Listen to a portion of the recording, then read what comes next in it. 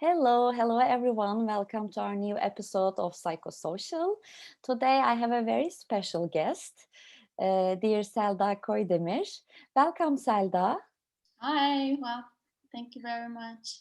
I'm so happy to have you here with me to talk about the psychological strengths and how we can put them into work so that we can work better, we can work efficiently, we can work happily.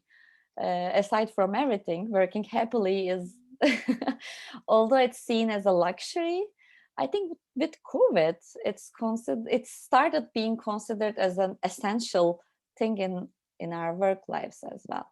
But before diving deep to those concepts, I want to introduce you more in detail to our audiences.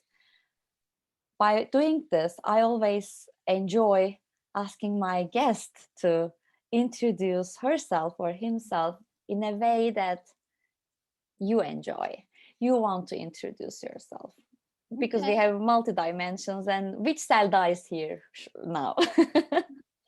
okay. Thank you so much. So I'm really pleased to be your guest, by the way. You're doing amazing things, inspiring young researchers and psychologists. So Oh, thank you. thank you for inviting me. Okay, so I do a few things, but I think the common ground or the summary is that I love inspiring people, especially around how to improve their quality of lives. Mhm. So I'm using the best practices based on scientific research and then making well-being and mental health more accessible for individuals, communities, and organizations, and everything I do, really. So, my purpose is helping others and using a variety of activities that I enjoy. So, this could be lecturing, teaching, or research, or coaching, counseling, psychotherapy, writing.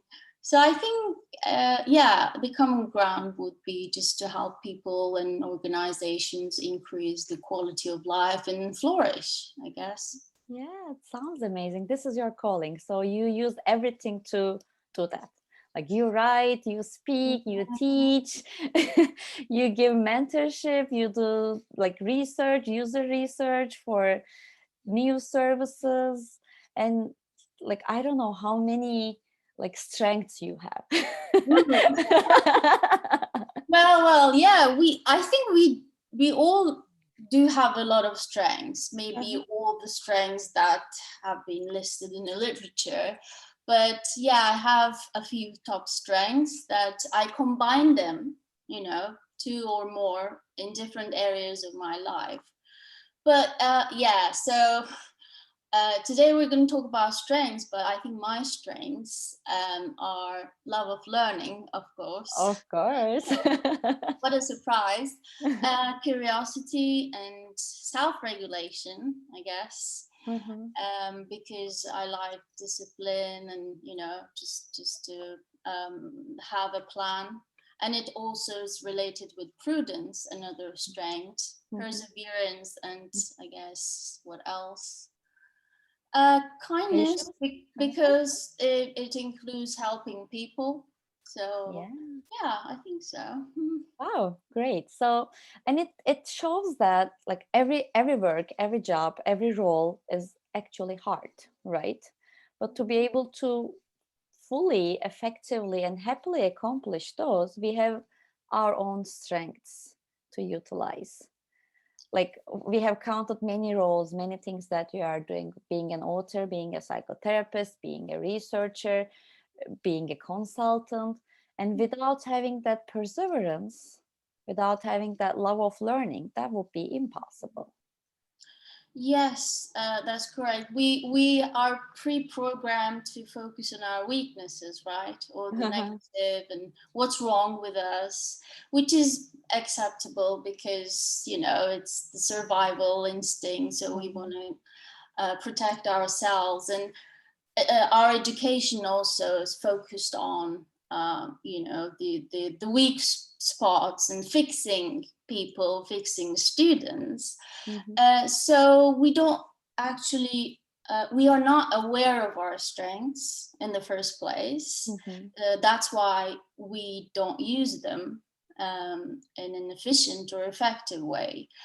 But as you said, in every aspect of our lives, it's really important to be aware of, especially our top strengths, maybe some call it signature strengths. And then, when you apply them in these areas, they are correlated with a lot of positive outcomes, like relationships, better relationships and happiness and life satisfaction, meaning in life, performance and achievement. So yeah, if we only focused on our weaknesses and trying to fix them, then it will, yes, we can achieve things, which I do as well. But on the other side, there is something else, like the positive qualities. So strengths are our positive qualities, and when we use them, we feel energized. We feel like satisfied, right? It's like a flow experience, and then with that enthusiasm and energy, we are more likely to do better or solve problems and tackle issues. We feel competent. Yes. Because when we focus on the problem is there. The way of our thinking cannot change the existence of the problems, but the way of our thinking can, I think, change the way we approach to that problem, to that weakness, to that whatever the bug is. But the system is so formulated on, as you said, the education system, as well as the mental health system. It's about the fixing the problems. It's about, instead of improving well-being, it is mostly focused on treatment of the illnesses. However, we cannot treat those illnesses without focusing on at least what is working. What is my tool? What is my best that I can do so that I can use this for that other part that is not working well?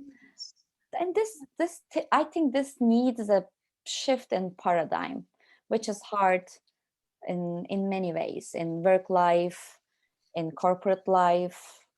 And you do a lot of consultation, a lot of consulting work, organizational training. What is your first approach to show the necessity of this paradigm shift? So yeah, that's right. So we focus on the weaknesses, and yes, we come to zero maybe, but what about the other part? Like absence of problem doesn't mean that we are satisfied with our lives or with our jobs, or that we are finding meaning. So to flourish, there must be something else. And that includes focusing on what is going well and capitalizing on these positive qualities. So the first thing is just around awareness, really. So helping people show these qualities and that they can exist in everyone, right? So understand that kind of an understanding is powerful in itself, because nobody asks, so, oh, what are you excited about? So what makes you, thrive or energized at work? So we don't ask these questions. There isn't much conversation around strengths at work. So that kind of awareness is quite important. And then the second thing is helping people find out their top strengths. So by top strengths, I mean, so there are different models of strengths, most commonly referred to as character strengths. So it is the VIA character strengths model. According to this model, there are 24 strengths. I personally prefer to call them psychological strengths, and some call personality strengths, but they're all the same. So let me give some examples about strengths. So for example, yeah, I already gave example from my life, but forgiveness, humility, leadership, spirituality, compassion, humor, hope. These are all strengths, and all of us have these strengths in different levels. Yeah. And top means, okay, let's say 5 or 6 or 4, these strengths, you are more aware of them and you are using them more frequently. And when you are expressing them, you are really energized. Can So you say they are more central instead of like top? Maybe it's kind yeah, of confusing when we say top, as if the others are lacking, as if it's like an yeah, order. yeah. Maybe, is it okay to say, does that make more sense when we consider them Yes. central or more frequently used? Some also call them realized strengths. Oh, yeah. So, and others are unrealized maybe. So this, for example, when you take the VIA survey, there's a ranking, right? That's why I say top from 1 to 24. And people get confused, as you said, because they immediately look at the lower ones, say, oh, okay, these are my weaknesses. Mhm. But strength surveys don't measure weaknesses. So there's nothing like weak strengths. So these are all strengths. But as you said, there's more central, maybe the ones that you see on the top, and you frequently use them and you have realized them more than the others, right? Mhm. And they depend on the context and the situation. So sometimes you use some of these strengths in certain situations. For example, you might use humor with your colleagues more than you use it with your supervisor or your boss. So it really depends. Or you might use love with your, close friends, as compared to, with the workplace. Mhm. So it doesn't mean that we lack those strengths that you see on the bottom, but maybe we haven't realized them much and we don't utilize them much, which is totally fine and okay. I like how you highlighted the contextuality of using those strengths, like humor. It might be a very good strength to use when we are having some like workplace conflict to ease the situation or Mhm. take it easy. But at the same time, it might be not okay to use humor as a strength in the middle of a funeral, maybe. Yes, Maybe compassion or love or kindness is more required when coping in the times of a loss or grief, yes, maybe. exactly. So Exactly. yeah, I love how you highlighted that Yes, that's contextuality. very important. And maybe we need to ask, how can this strength be used right now, or whether it can be used right now in this Mhm, situation. I think it's important. Sometimes we overuse them, which is another thing, but related with this mhm, context. mhm, So like humor, for example, you may make one joke during a meeting and to ease it, but 2, 3 may be too much in that context. So it can be an overuse, right? And let's say forgiveness in relationships. Forgiveness is good because you can free yourself, but sometimes if you're too forgiving, that might lead to some abusive relationships, or too much kindness. Maybe people get advantage of you if you mhm. use it too much, right? So that balance is quite important as well. This remind me a saying. I don't remember who said that. Maybe you know better than I do. A weakness is an overused strength, they Mm, say. yes, exactly. Exactly. So when a strength is overused, it's not a strength anymore, really. Mhm, mhm. So I don't know where I read this, but even love can be overused. Like for example, in some families, like some people don't like to be hugged and touched that much, but parents may be showing love, like by hugging and kissing, but the child may not like that too much. So if he or she expresses this and the parent can balance it, right? Oh, okay, I'll respect your boundaries and I'll show my love in a different way, maybe. So it's very important to realize this, right? When you are overusing them and when it's becoming a problem for yourself or maybe for others. So I totally agree. And maybe I can admit something to like, I mean, as a psychologist, two of us, we also have some overused oh, maybe yeah, strengths. totally. So being a psychologist doesn't like save us from having real life problems.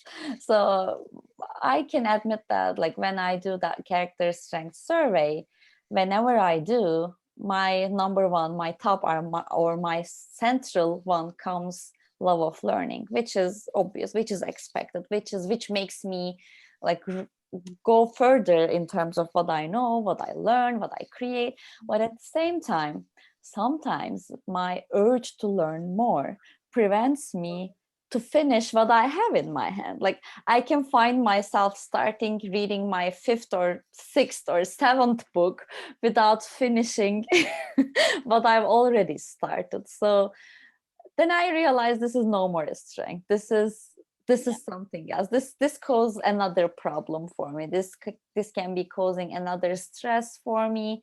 All those like new projects, or maybe just reading a book, even starting reading a novel, can become like a mess in my life when I continue starting another one back to back. So I think being able to reflecting at least how I might be using or abusing or misusing my Yeah. strengths is a way to overcome that.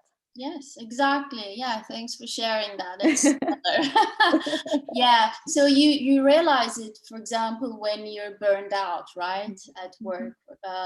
So yeah, it's good to, for example, provide an example when you overuse the strength.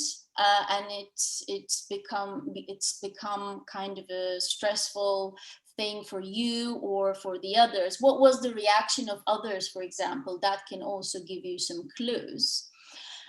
So yeah, it's kind of a reflection and awareness, and also it might be perceived differently by different people. For example, if you're too curious, the people might think that you're nosy, right? Uh-huh. You want to learn more, but it might not be perceived as something very positive in certain situations. Think about military, for example. So I No don't way. think it will be a strength, but if you're brave, so bravery would be, or self-regulation would be more important in military.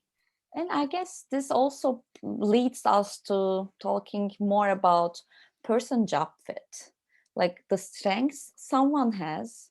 If there is a mismatch between the job requirements of that workplace or the organizational values, if it is not okay to ask questions, if it is not okay to raise new ideas, maybe it's not an innovative company, and that's okay. Maybe this is not what the company is for, and they're okay with that. The company, the leadership, the top management is okay with that. But if someone is working there with those top high signature strengths of love of learning, curiosity, creativity, then that will be like a torture for that person, isn't that? Yeah, that's right. So of course, some organizational cultures are not for some people. Mhm. It's good to realize it, but for some reason, if you have to stay there, there could be many reasons for that, especially at during these difficult times. Leaving a job or finding another job may be quite difficult. So just trying to balance those strengths and trying to use other strengths, like maybe the middle strengths or unrealized strengths, to balance the other ones could be good. But I think it's important for the organization to create a safety, right, safe space, psychological safety for employees to find different opportunities to use their strengths and explore their strengths. yeah, exactly. It might sound very luxury for organizations, but we've seen many examples. I've seen many examples around me. And when the senior leadership sees that, it changes everything, because they can see that the energy changes, the culture changes, and they really like it. So it's well, there's another thing that employees can do, just tying the strengths to daily tasks, maybe. So if they have like things to-do lists, Which everyone has. well, I don't do that anymore. I do kind of the things that I do like at the end of the day, which gives me like more kind of a accomplishment. But yeah, of course, everyone has to-do lists, and then looking at the tasks and trying to find a couple of strengths that you can use while completing the task would also be very useful for people to express and display their strengths at work. Do you have any like story, any example that with the organizations or with the situations that you have worked so far, that utilizing those strengths, exploring those strengths, self-reflection about those reflects really became a turning point of the ongoing situation, if it is not confidential, of course, without the Yeah, of course. So it happens with leaders, really. So I work with leaders, and there's some this traditional idea that leaders should be very strong, and they can't show like some of the feelings, and these are not acceptable, and you need to be tough. And because of that, they don't use some of the strengths that actually are associated with better leadership. For example, humility, or even love and kindness, for example. So these are quite important to be an authentic leader. And when leaders express kindness, for example, they are perceived, they're liked better by their staff and the team. And yeah, it and when I work with leaders, I show that, okay, so you think that these are not your strengths. So they see that, oh, it's the lower strengths, but I try to tell them, okay, these are not your weaknesses. What about trying to use them in relationships, especially in relationships with your team? Even gratitude, for example, that's also another one. So when I show ways that they can express or use these different or non-traditional strengths in their teams, the culture starts to change, because the relationships improve. There is more kind of a open conversation, because leader is now more open to listen to others. Okay, so because they always think that, oh, okay, I should fix the problems, people should listen to me, and people should follow me. But no, to be a good leader, first you need to listen, right? To be kind and open, and then everything will be, better. So yeah, these are some of the examples that show us the power of strengths, really.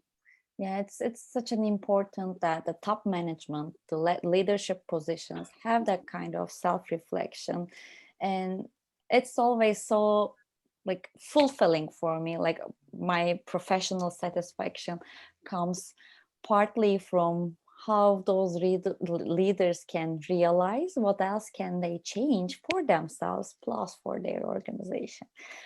Some of the leaders, if they're ignorant of their power, how they can change themselves can change the entire organization. They are mostly focusing on the fixing, like fixing the problem of my employee. The employees cause a problem and I'm going to fix that. So it's amazing how that change starts from top management and goes to the bottom levels. And it's the well-being mentality, the positivity really spreads to the all cells of the organization. And having said that, positivity, we are never talking about not having any problems at all. So I always find it very important to highlight when we are talking about strengths, positivity, well-being, wellness, we are not neglecting any of those problems, any of those conflicts or uncomfortable emotions.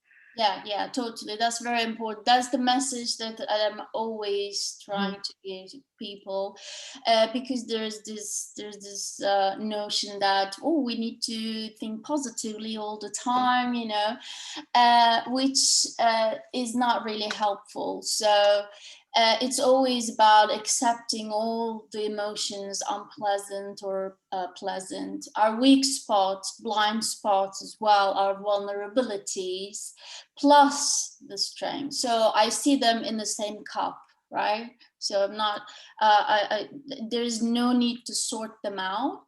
Yeah. They can coexist. They're in the same cup. But sometimes we need to, tackle the issues. And sometimes we need to try to find our best selves by turning into our positive qualities. So the balance is really, really important. So, yeah. Yes, Cy Wakeman calls this as a workplace drama. And she says that the emotional waste consumes up like 2.5 hours of our daily work time, that the things that we struggle, the things that we try to cope. So the problem is always there. To be able to fix that, yes, as you said, as you highlighted, we need to redirect ourselves by collecting tools, bringing up our resources together so that we can address that problem. Yeah, exactly. But we don't need to fix our unpleasant emotions. So that's also something very important. Yeah, problems, yes, we can, but not emotion is to be fixed. They're all to be processed and understood. It's all about embracing them and knowing how to effectively regulate them, really. That's also something important. Exactly. And there is an old saying, to tame it, you need to name it. Or there are other sayings like, to heal it, you need to feel it. Kind of. Exactly. You can't heal without processing that emotion. So Exactly. it's really important. It's about emotional flexibility, seeing it, labeling it, and then, mindfully just processing it. I'm not saying that it's easy, because we don't want to, of course, face our disappointments and fears and shame or embarrassment. But the more we push them away, the more we try to fix or control them, with more intensity they will come back to us. They pop up in another way. Yes, they do, always. All those things, as we are saying, like simple things, are probably the hardest things to do. So we acknowledge that part. Yeah. But at the same time, yes, they are very important. So my last question will be about that. So we talked about the strengths, we talked about how emotions direct us to work towards our strengths and utilize them. And yes, if someone has that chance to work on those with a psychologist, with a mentor, with a coach, that that can be easier, that can be better. But also for our audiences who listen us and who wants to try them immediately by themselves, what would you suggest them to do to self-reflect their emotions, to name their emotions, and to figure out their strengths, to put those strengths into work? What would be, if there are any simple, maybe little exercises that they can start doing now, instead of one day I will do that? Yeah, Day one, I'm doing this. yeah, exactly. It's change happens at this moment, right? Yeah. So yeah, for strengths, so there are formal and informal ways of learning about your strengths. As I said, one of the surveys that you can take is the VIA character strength survey, and it Mm-hmm. gives you your 24 character strengths. But there are other ways. For example, if you think about the times when you felt really energized, when you were really happy, when you lost track of time, you were doing something, when you were in a flow experience, think about it. What were you doing, and what qualities were you using? So you were using some of your strengths. For example, and when I'm teaching or when I'm running a workshop, I'm really in a flow experience, and I know that I'm using a couple of strengths like curiosity, love of learning, humor, and gratitude, maybe at that moment, appreciation of beauty.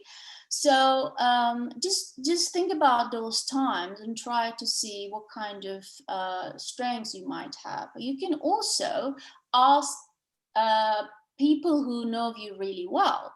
Just 5 to 10 people. You can send emails and ask. So tell me about a time when I was in my showing my best self. Okay, maybe a story. And you can't imagine what kind of stories you get, and ask, why do you think I was showing my best self? So looking at those things, you get some patterns, and those patterns will give you ideas about your strengths. And these are some of the informal ways. And to after that, identifying your strengths, there are many ways to apply them in your life. For example, to to understand the importance of strength, there's one exercise. I think it was Ryan Nemec's exercise. Mm. So picture your top strengths or realized strengths and how it served you so far in different aspects of your life, and imagine that this strength is not allowed to be used for a few weeks or so. So you can't use your curiosity or love of learning for 2 weeks, okay? So that means you're not going to Google anything or read a book, or you can't ask any questions. What would it be like, for you? So many people will think, oh, that would be, I would feel miserable. So yeah, that kind of an exercise will show you how important those strengths are for you in your life. And especially at the workplace, one thing that really works is spotting strengths in your colleagues. So watch them when they're doing presentations, or when you're working together in a project, or in a meeting, in a conversation. What kind of strengths do you think they're using or bringing to the table?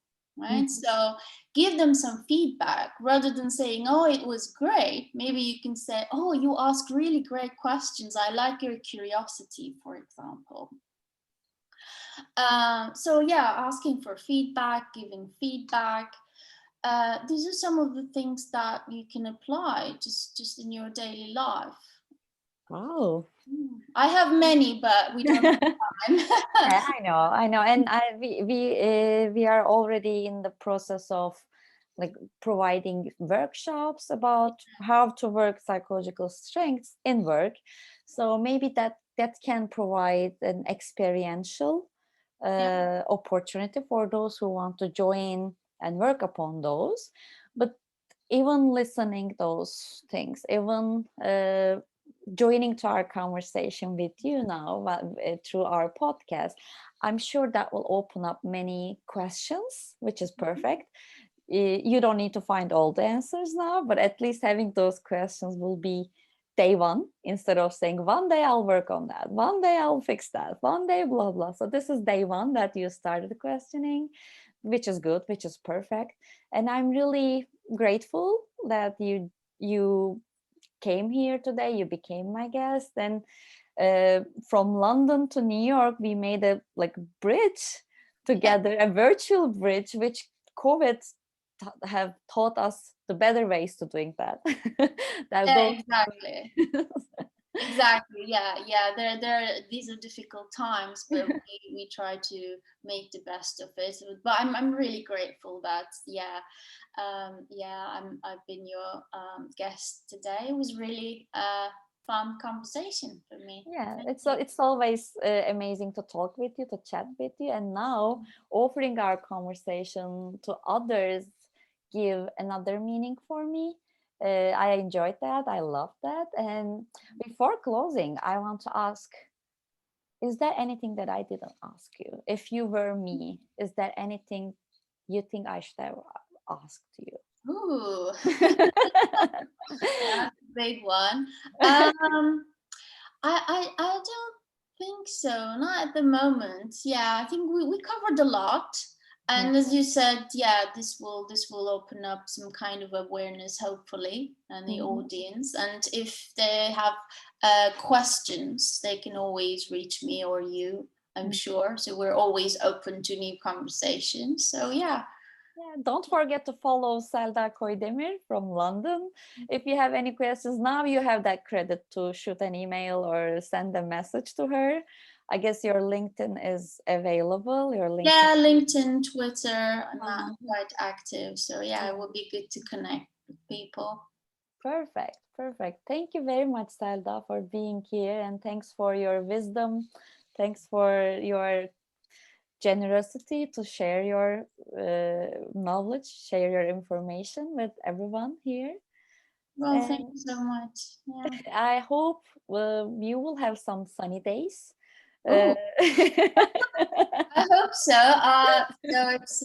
So it's nearly yeah, I think November. It's going to be difficult, but yeah, thank you. yeah, maybe sometimes, one day, someday, even in the winter time in London, maybe you have some like periods of time Yes, that we do. We do. Yeah, exactly. We do. So I'm always hopeful. okay, thank you very much, and see you later. And thanks for our listeners. Today we talked about our psychological strengths with Dr. Selda. And don't forget to like us. Don't forget to subscribe to be hearing us whenever our new episodes are on. And thanks for being with us today.